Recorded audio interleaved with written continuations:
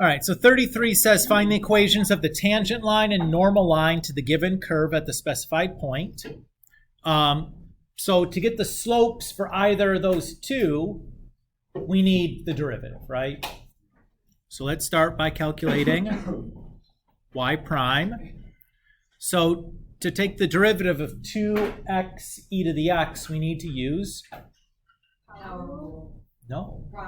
product rule. Oh, I thought they were the same. It was the t's. Yeah. So that's going to be x times the derivative of e to the x plus e to the x times the derivative of x. And I've just pulled the 2 out front, right? What's up? It's the same thing as saying like prime. Mm-hmm. So that d dx is just like the symbol for take the derivative. So how'd you know to pull the You could have left it in there. It would have been fine. The derivative of x is 1. That was one of our derivative identities. You definitely want to make sure you have those memorized before the test. That's okay. I'm not saying like shame on you for not. I'm just like trying to emphasize that like, ooh, if you don't know that, like you definitely want to know that kind of thing. You know what I'm saying? Okay. So here is our y prime. So the slope for our tangent line is just going to be y prime of 0. Y 0. Because you got 0, 0. Yeah, that's the x.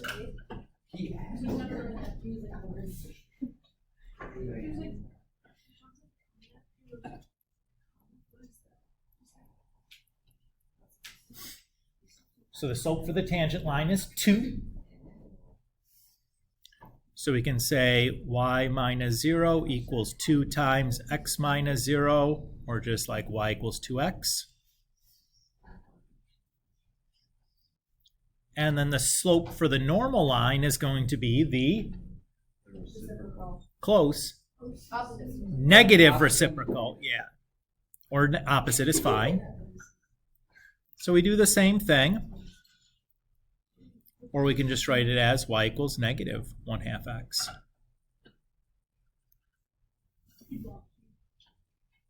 And you're done.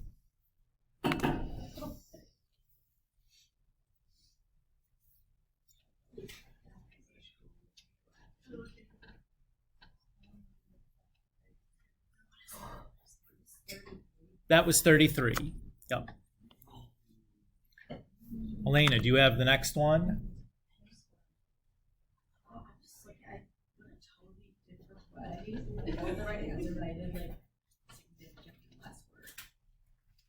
Okay, interesting.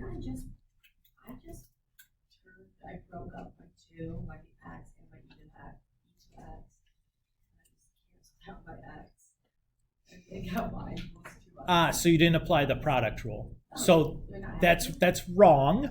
Now, you got lucky in this case because when you plug in the 0, this piece that you were missing went away. And that's why you're still able to come up with the correct slope, even though you did the derivative incorrectly. That makes sense. That seems a little too Mm-hmm. Actually, I do have a question. Yeah, go ahead. Okay. We have Start with 49. 49. Sure. This is a good one.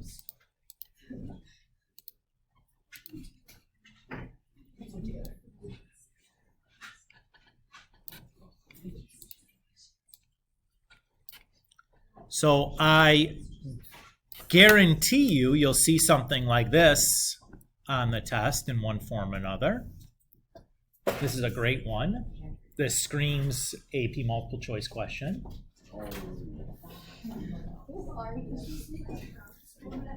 So it says that f and g are the functions whose graphs are shown. Let u of x equal f of x times g of x, and v of x equal f of x divided by g of x. And then we're asked for u prime of 1. and then v prime of 5. So let's start with just calculating u prime. So that's going to be f of x times g prime of x plus g of x times f prime of x, right? Just applying the product rule. So u prime of 1 is going to be f of 1 times g prime of 1 plus g of 1 times f prime of 1. Well, g of 1 I can look up on my graph and I see that's the point 1, 1. So g of 1 is just 1. F of 1 is there, the point 1, 2. So f of 1 is 2. How am I going to calculate g of 1 g prime of 1 or f prime of 1? It's going to be the slope of the tangent line at this point. Now, what do you notice about g at that point? It's a straight line. So just the slope of that line will be the same as the slope of the tangent line at that point, right? So all I'm going to do is calculate the slope of g somewhere on like this section of it, since that's where 1 is. So it's actually -1 because we went 1 down and 1 over. But in theory. Yeah, no, you don't have to calculate boo diddly. Look at the graph and count boxes. That's how I'm doing it. Now we'll do the same thing for f. So we're looking at this section of f. Looks like we went 1 over and then 2 up. So our slope is 2. So when I add those together, I get 0. Okay, let's do v now. I'm going to erase that stuff out of there. So v prime of x needs to use the quotient rule. What? Right, because we're told v of x is the quotient. So what do I write? Nope. Bottom times the derivative of the top minus top times the derivative of the bottom all over bottom squared. Oops.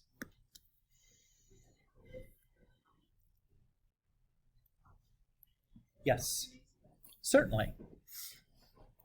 So if I want v prime of 5, then I'm going to do g of 5, f prime of 5 minus f of 5.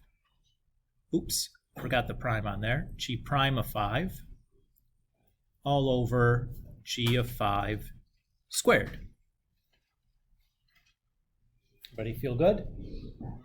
Okay, so let's go find g of 5 and f of 5. So this is 1, 2, 3, 4, 5. So g of 5 appears to be 2, and f of 5 appears to be 3. So g of 5 is 2, f of 5 is 3.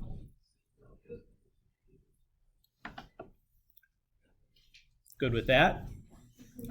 And now to find g prime, well, let's do f prime first, I guess, is I'm going to look at the slope anywhere in this section. Looks like we went 1 unit down and 3 units over. So that's a slope of -1/3. And then for g, it looks like we're going 3 units over and 2 units up. So that's a slope of 2/3. And then we just grind that out and you'll get a crummy decimal, or a fraction or whatever, but like, whoop-de-dee-doo. You know, what's the easiest way to grind that out? If you don't have a calculator. Well, if you don't, I just multiply the top and bottom of that by 3. That'll clear the fractions out of there. So I'm just going to end up with -2 minus 6 over 12.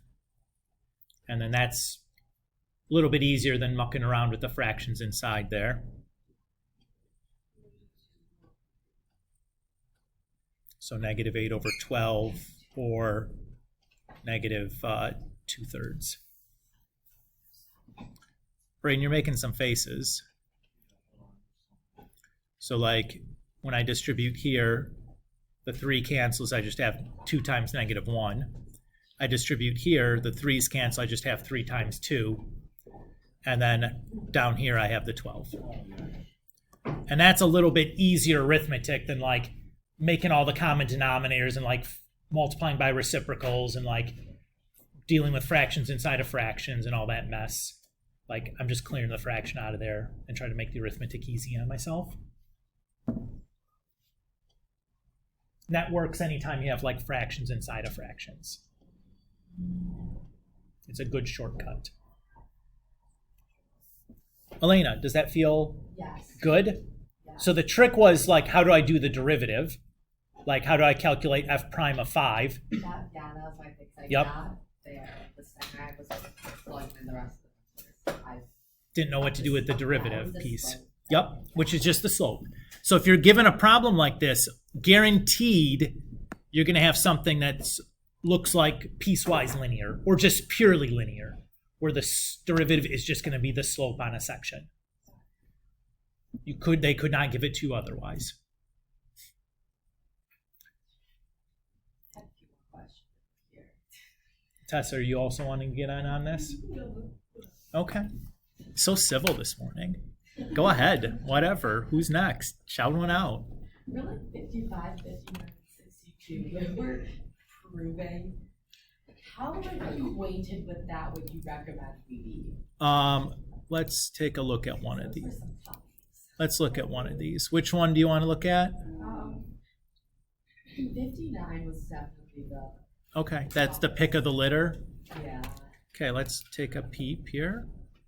It's just like, Oh, this is lovely. No, like this is, the result is like super duper practical.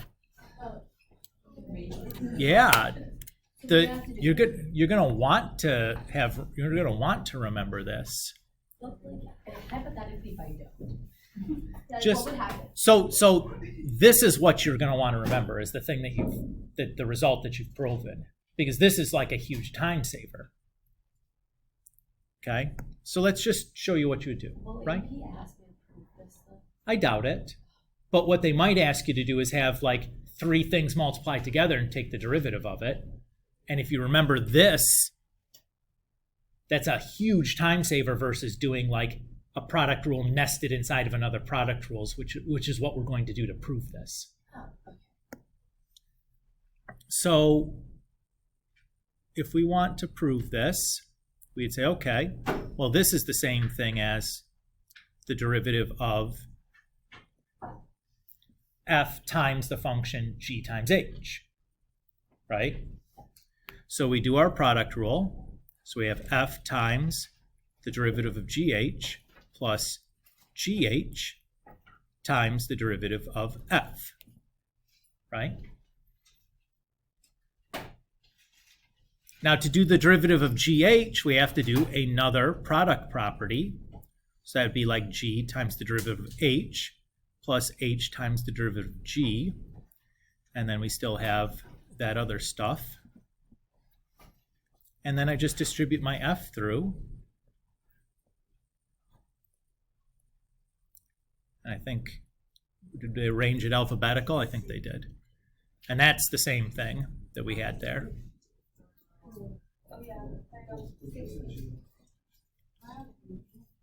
I think it was hard to find out the Okay.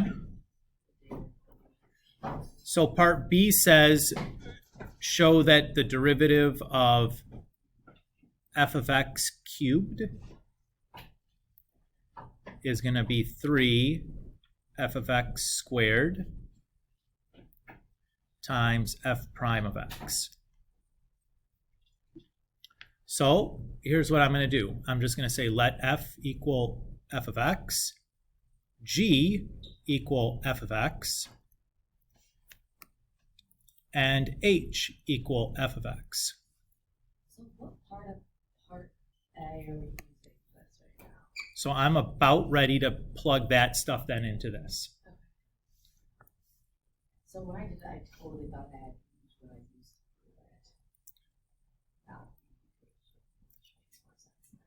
makes more sense. Well, it's f, g, and h are just three functions, right? F of x cubed is just three functions multiplied together, right?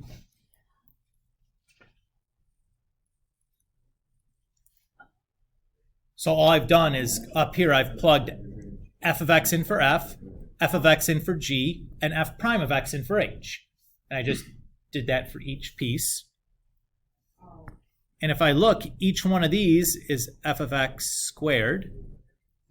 And if I add them up together, I have 3 f of x squareds, and then 1 f prime, because there's like an f prime in each of these, and a f of x squared in each of them. So I add them, they're all the same term. I add them up together, I have 3 of those. That's it. That's part B. And then part C says, use that idea to differentiate y equals e to the 3x.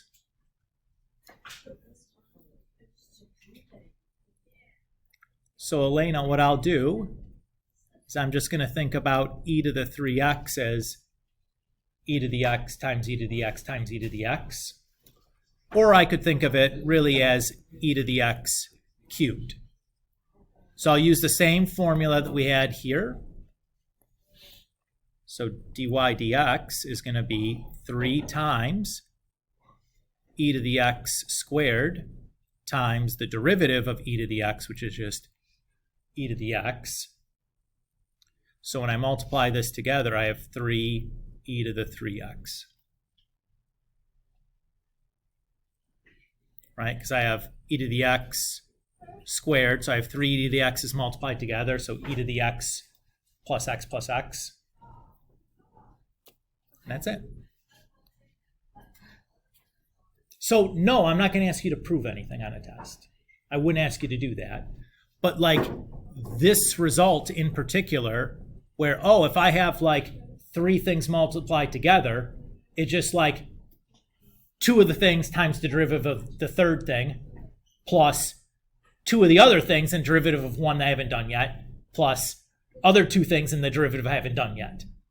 And that's it. And like, that's your product rule for 3, which is like a huge time saver versus having to like nest one product rule inside of the other, which gets pretty overwhelming. Would we use that like equation anytime we have like something cubed, like f of x cubed? Well, I wouldn't even worry about that so much as if, what if you had like e to the x times x squared times cosine x, where you have 3 things multiplied together. Oh, and then we can just We can just use that formula before. So we take like the derivative of this times those 2, the derivative of this times those 2, the derivative of this times those 2. Okay. And we're done. Like that's just a nice time-saving formula. That's why I signed that problem, is so that like we have this other tool that we can break out and use in like a time-saving way. Braden, we haven't talked about what the derivative of cosine would be. We're going to do that in 3.3. So you're not responsible to know what that is. I'm just giving an example where like I couldn't combine it with an x or an e to the x because those are the only 2 functions we've talked about differentiating are these power things and exponentials. So I don't have another one to use. So just pick something that you'll see in another section too. Is that okay? So again, like I would not ask you to prove anything, but I assigned that problem because the result that you're proving is a nice one to have. Like that's a time saver later on that we don't ever prove expressly, but like is a really obvious result. It's easy to remember. It's pretty useful.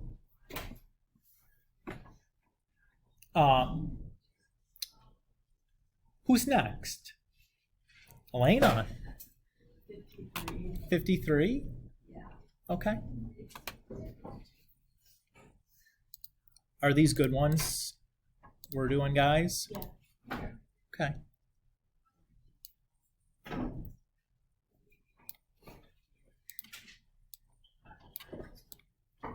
Oh, sure. How many tangent lines to the curve y equals yada, yada, yada pass through the point 1, 2? At which points do these tangent lines touch the curve?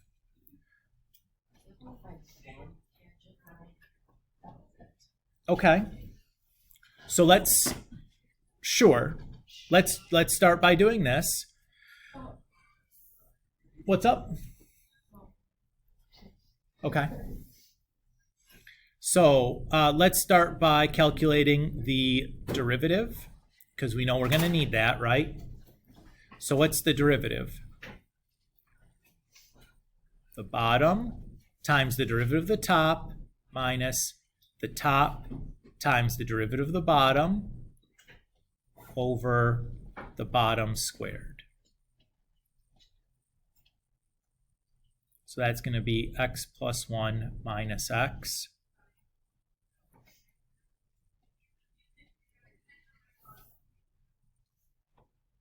So far, so good? You got that? Yes. Okay. So this is what I'm going to represent as my m when I write my slope-intercept equation. So we want to see how many points can pass through the point 1, 2.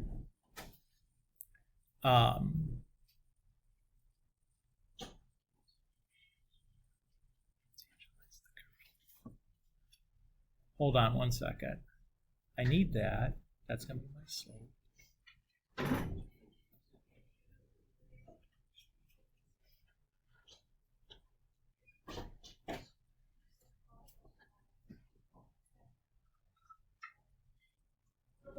Oh, what do we do with this? Hold on. No, I mean it's can't be that bad because it's like too early in the book for it to be really bad. Well, I'm just saying, like, you don't have a lot of tools. Like, this can't get too complicated.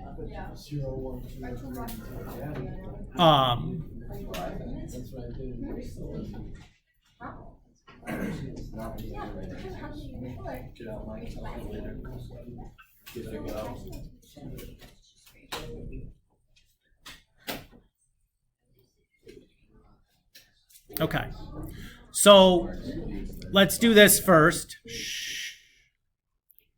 So clearly we have at least one, right?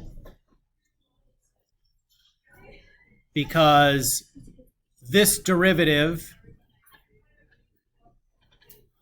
exists for x equals 1, right? So we certainly have the tangent line through that point. That's 1, right? So the next one that we need to see is, okay, is there a tangent line to some other point?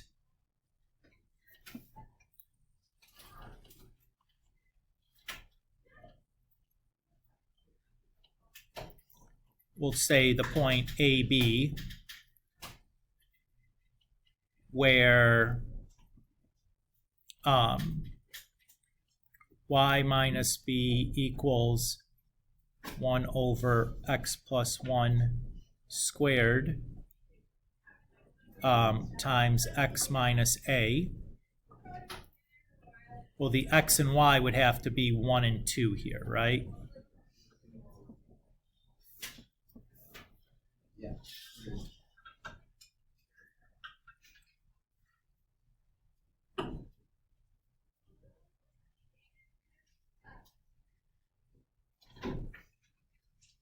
And that x here actually has to be a, right?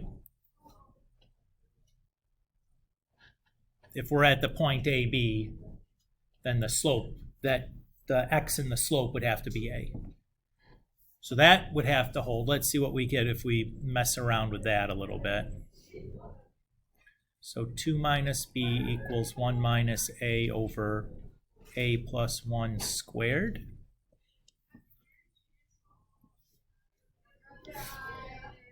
And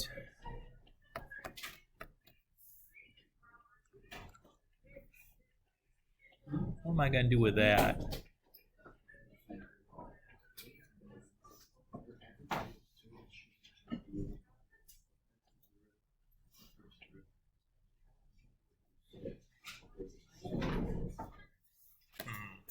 All right. Textbook. Let's look it up. I've been sitting here for too long thinking before I make a mess out of this.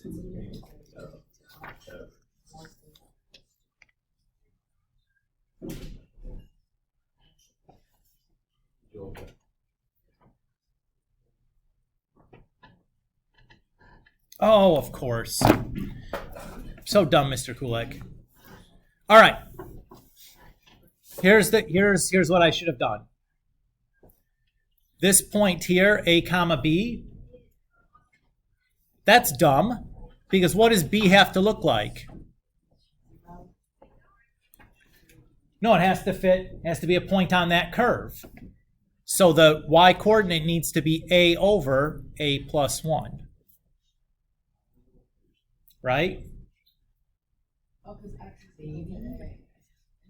Yeah, because x is my a coordinate. So there's the y coordinate has to be on that curve. So that's all I needed. So now I have to just solve for a to see if that has a solution or how many solutions it has, right? It could be more than one. Okay, so let's do that then.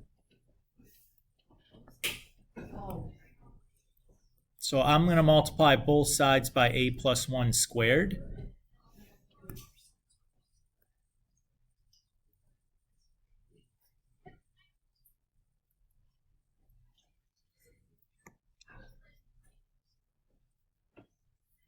And then we'll FOIL everything out.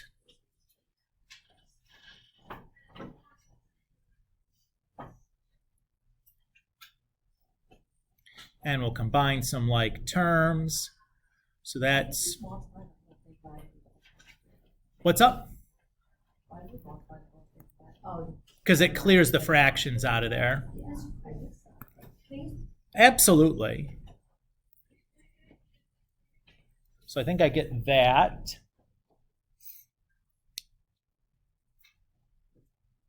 Oh, no, I don't. Look, how dumb am I? Look at what I forgot. That's a minus there. That's a freshman mistake right there. Now I just need to solve this equation. To solve this for a, I should use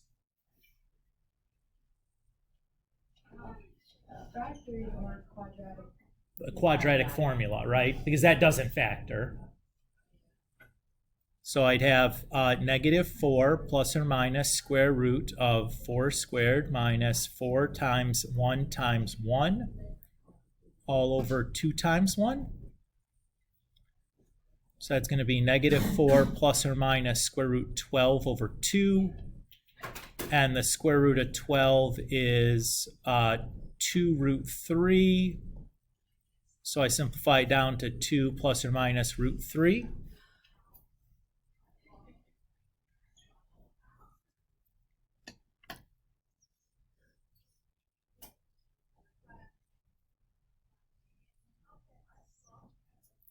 So those are my x's. Well, there's 2 more. 2 more. Oh, well, Right, because we had the one where the tangent line was, right? So there's 2 more outs. So there's the plus, there's the minus, and Well, then there's the 1. Well, hold on. We have to make sure that these actually have y coordinates associated with them, right? We know that there's an a that exists. We don't know for sure that there's another one, but there is. So when I plug that in, what is it? It's x plus 1. Oops.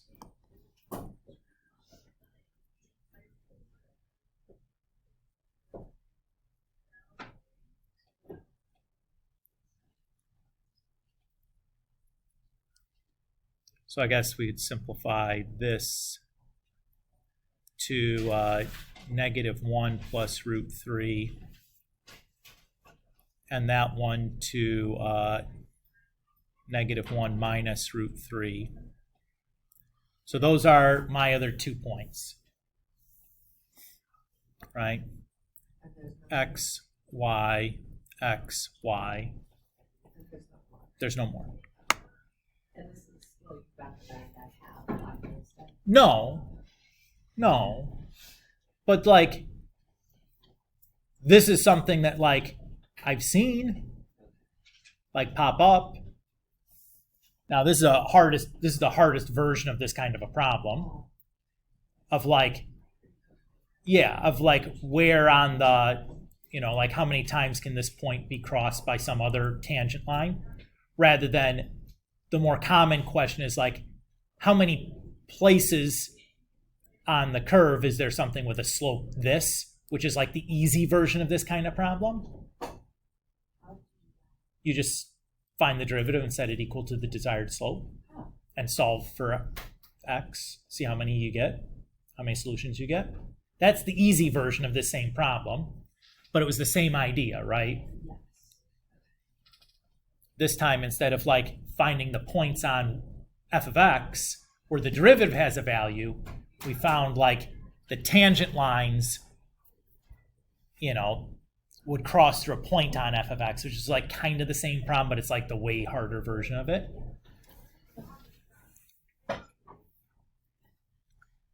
So that was a toughie for sure. I would not ask you to do that, but it's like a perfectly reasonable homework question. So it ties together a lot of these ideas, and like is algebraically not trivial. Like that was difficult. Do you want to walk through exactly what the line of reasoning was one more time on this? Okay. So again, we wanted to find how many tangent lines to the curve, yada, yada, yada, pass through a given point. And then at what points do these touch? So we started by using the function to calculate the derivative. That's going to give us a slope, right? So what we're asking then is there a tangent line to some point on that curve? So this was like x comma x over x plus 1, right? That are tangent to 1, 2. Or that intersect 1, 2. So the 1, 2 is like the x and the y in my equation for a line. The theoretical xy was like my, xy, or x1y, or y1 x1. And then the slope, the derivative was my slope. And then I just solved that for the parameter a.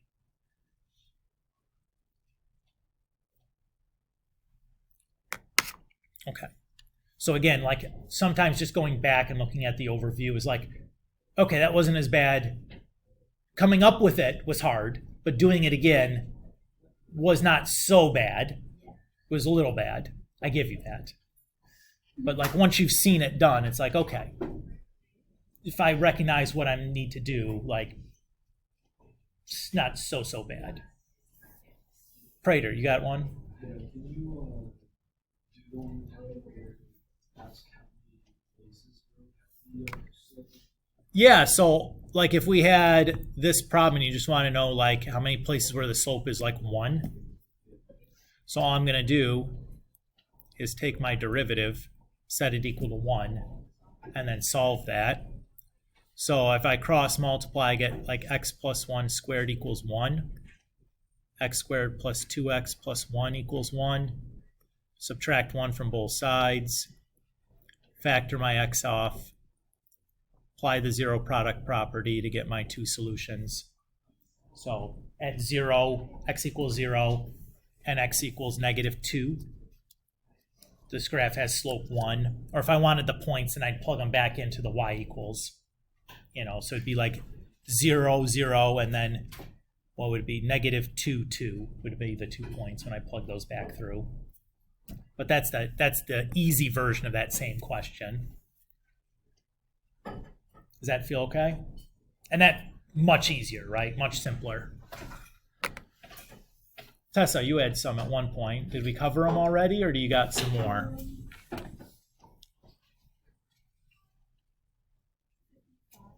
$55.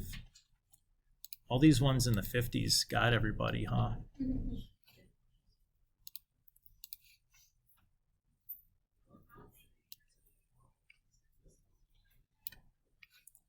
Oh, okay. So 55 is just like suggesting to you for a problem that's like going to be really long to write down.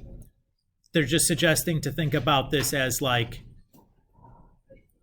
breaking it up into like chunks so it never gets so overwhelming in one place.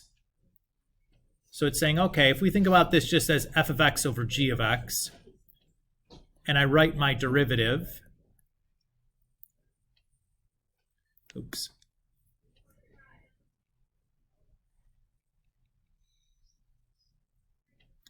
It's going to look like this, right? Emma? Quotient rule. Yep. So I know what f of x is, right? We just said it's the numerator. And I know what g of x is. We just said that's the denominator. So let's just quickly calculate f prime and g prime. So f prime would be 1 minus 9x squared plus 25x to the 4th. G prime would be 0 plus 9x squared plus, I think that's a 6, 36x to the 5th plus 81x to the 8th. And then it says, okay, now that we've done that, let's just calculate f of 0, g of 0, f prime of 0, g prime of 0, because then we can calculate r prime of 0 really easily. So rather than like writing out all the symbols in different places, we're just kind of like keeping track of our work on the side so that we don't take like a whole sheet of paper to do this. So if I do f of 0, that's 0. If I do g of 0, that's 1. If I do f prime of 0, that's 1. And g prime of 0 is just 0. So if I plug this all in, then I have 1 times 1 minus 0 times 0 over 1 squared. So it just comes out to be 1.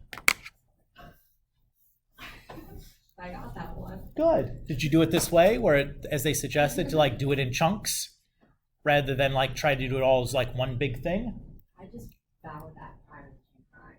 Yeah. Plugged it back in. Good. Yeah, that's what it's suggesting. I did nothing with zeros though. Well, that's what it's like. At some point, to get it down to 1, you would have, right? You plug 0 in for x at some point. Oh, I did plug 0 into x. I just did it right. Yeah.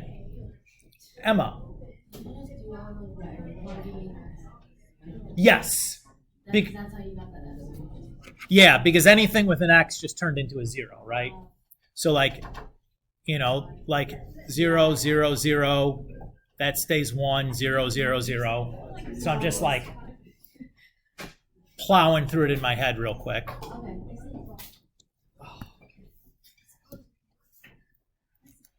That's lovely that you got one, right? You got one. No, I'm saying like, But I did the correct way. Yeah. I didn't have to cheat it and like do it totally wrong. It just happened to get it right. yeah, that's great.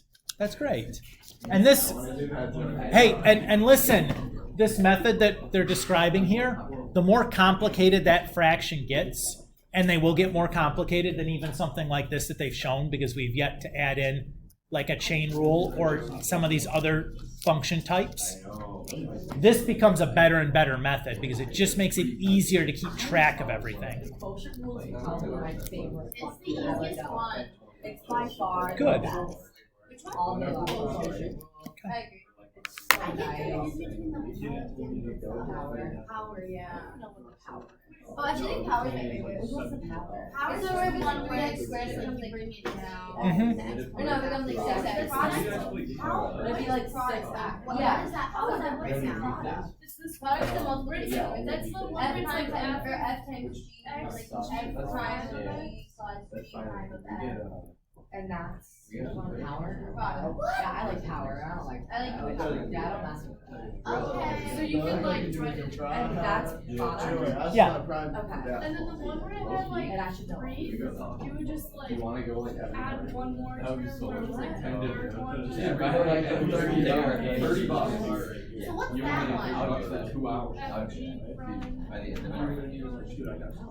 What rules that? That's just like that's the product rule, but there's two of them nested together. Like, I wrote down That was what we did for number 60. This was something we did in the homework for number 60. We just talked about it. But this is just like two product rules have. Can you guys stop talking on top of me? Thank you. I just Yeah, so that's all this is just two product rules going on at the same time, because if you look, there's like two multiplication symbols here. So that's just two product rules that happened at the same time. We've shortcutted through like showing like, okay, this is like one product rule being done, and then we needed to do another product rule here and just wrote out the final. But it's easy to remember because what do you notice? You just have like, it's the three things, just one of them's a derivative. It doesn't matter the order which you write them because it's all addition. Just like a different function is the derivative and then you're done, which is swell. Easy to remember, right? Relatively. Okay. Let's stop here. Does that feel like we got through what you wanted to? The remainder here of class, I would recommend plowing through some of these MyAP questions I've given. Again, you can do them through the MyAP site, but I also put them like in the content library. So if you'd rather do them like pencil and paper, there's a lot of multiple choice questions. None of this is due. None of it's assigned. It's all just practice. Okay. The multiple choice questions, I handpicked these as things similar to what I already chose to put on your test. Either as a free response question or as a multiple choice question. So some of these same kinds of questions I just turned into like a free response style question versus a multiple choice question. But these are all, I think, good ones to practice. Some of them are repetitive, like you'll see the same kind of problem maybe 2, 3, 4 times. Which case, if you're like, yeah, I get how to do this problem, skip it. You don't have to, it's again, not an assignment. If you're pressed for time, you know, it's like, oh, this is the exact same problem as this one, it's just like the numbers are different. Then you don't skip it and do the next one if you're good. And then we had these two free response questions also that are examples of things similar to what I would ask in a free response setting. You know, where it's like,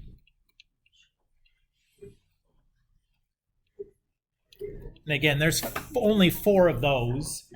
And I have work written out for all this stuff that I'll eventually add into the content library here at some point. Probably today. Okay with that? Elena? Yeah, absolutely. Sure. Yeah, absolutely. Sure. Me too. Yeah, do it. Wow, you guys are all Sure, guys. want paper. Does everyone want a copy of the Hey, just FYI, like the multiple choice is like 20 pages of multiple choice questions. Well, it's front and back. Okay, I'm it's the school. I don't know what the rules for your guys' printing is. I just wanted to warn you before you printed like 200 sheets of paper. So And does someone in everyone the, want a copy though, or like And- what do you do? Raise your hand if you want Elena to print. 1, 2, 3, 4, 5, 6, 7. Okay. Some people would rather carry the tablet around. Yes. That's fine. I'm more. Yeah, that's fine. Again, I didn't print anything because I don't want to like print 40 copies of this and then like have half of us not do anything with it, and we just, used a ream of paper, Yeah. which is not the end of the world. But typically, I don't print anything for you guys. You just give it digitally, and if you need it, you can print it. Some of us love OneNote and like do everything in OneNote. Some of us hate it and would rather do it on paper. So, I just can't stop it. I just love to do it like on. I did it. Sometimes 2 pages.